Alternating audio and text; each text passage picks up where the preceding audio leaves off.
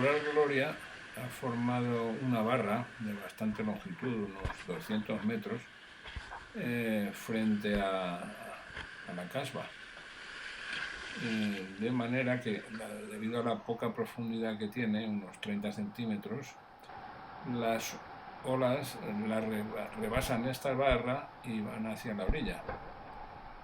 Pero esa masa de agua tiene que salir y ¿qué ocurre? Se forma una ola en sentido opuesto y choca con la que llega, las nuevas olas que llegan.